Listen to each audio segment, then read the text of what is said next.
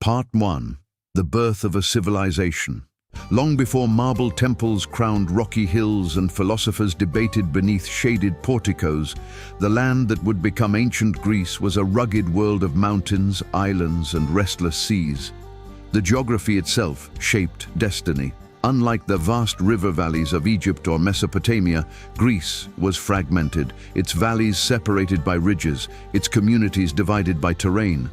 This isolation gave birth not to a single empire, but to independent city-states, each with its own identity, pride, and ambition. The story begins in the Bronze Age with the Minoan civilization on the island of Crete. Flourishing around 2000 BCE, the Minoans built grand palaces such as those at Knossos, decorated with vibrant frescoes of dolphins, bull leapers, and ceremonial processions. Their society thrived on trade across the Mediterranean. Ships carried pottery, olive oil, and crafted goods to distant shores. Unlike later Greek cultures, the Minoans seemed relatively peaceful. Their art depicts movement and nature more than war. Yet around 1450 BCE, their dominance faded, perhaps weakened by earthquakes or the volcanic eruption of Thera, and eventually overtaken by mainland warriors. On the Greek mainland rose the Mycenaean civilization, more militaristic and fortified. Massive stone walls surrounded cities like Mycenae and Tiryns. Kings ruled from citadels, and warrior elites sought glory in battle. This was the age that inspired epic legend.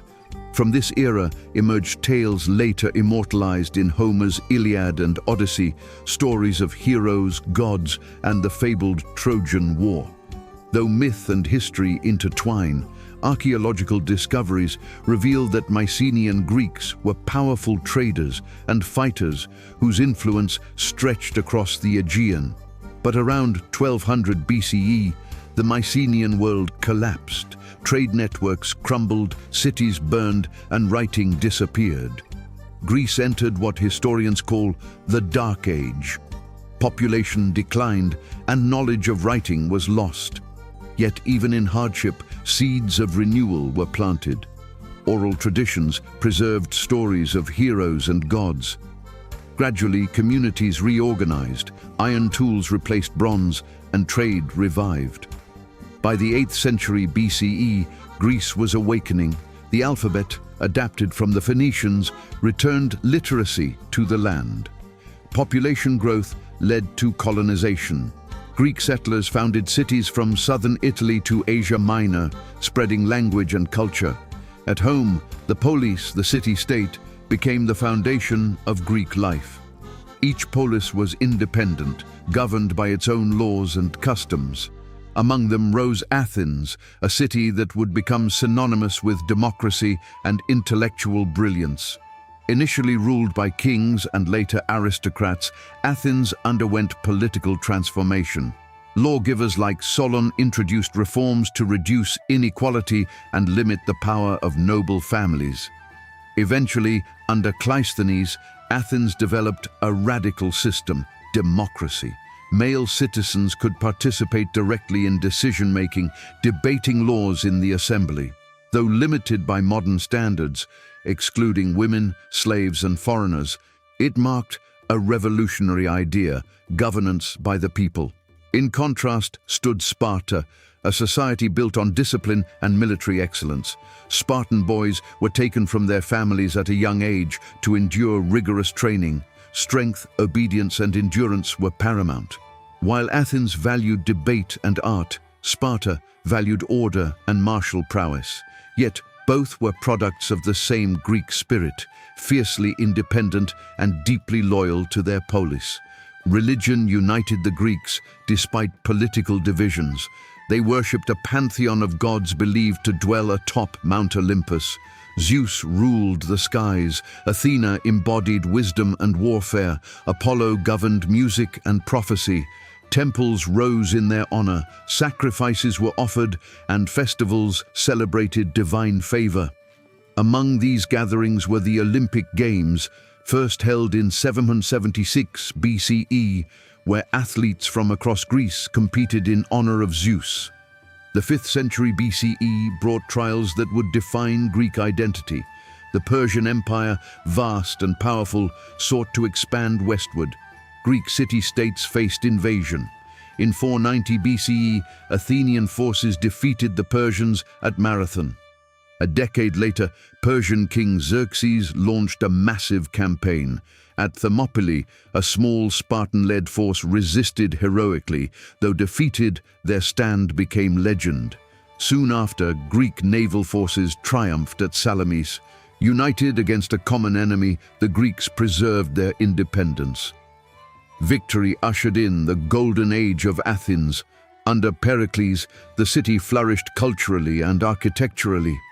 The Parthenon rose atop the Acropolis, symbolizing civic pride. Dramatists such as Aeschylus, Sophocles, and Euripides explored human fate and moral conflict on stage. Historians like Herodotus and Thucydides began recording events not as myths, but as analytical inquiry, and philosophers questioned existence itself. Socrates wandered the streets asking probing questions. His student Plato founded the academy, while Aristotle later examined logic, biology, and ethics with unmatched rigor. Yet beneath prosperity lay tension. Rivalry between Athens and Sparta deepened, eventually leading to the Peloponnesian War. For nearly 3 decades, Greek fought Greek. The conflict drained resources, shattered alliances, and weakened the once unified spirit that had repelled Persia. In 404 BCE, Athens fell to Sparta, but Sparta's dominance proved short-lived. Greece remained divided and vulnerable. This fragmentation set the stage for a new power rising in the north, Macedon. Under King Philip II, Macedon reformed its military and extended influence over Greece. When Philip was assassinated, his son inherited both ambition and opportunity. That son was Alexander. Part 2: Conquest, Legacy, and Transformation.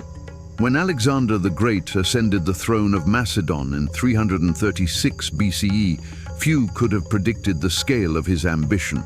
Educated by Aristotle and trained in warfare from youth, Alexander combined intellectual curiosity with relentless drive.